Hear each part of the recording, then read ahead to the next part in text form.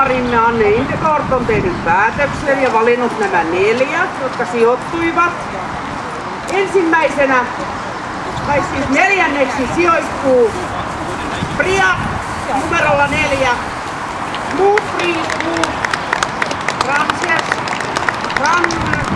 Ranshero ja omistajana Satu ja Mika Vähäskola.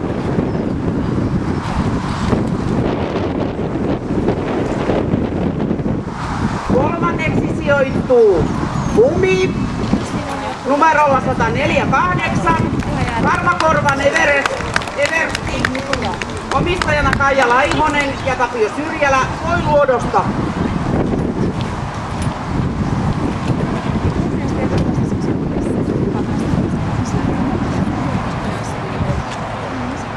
Kakkoseksi tänään selviytyy Border Collie numerolla 126, Varakuun Jillaroo, omistajina Päivi Mäkelä Piikkiöstä.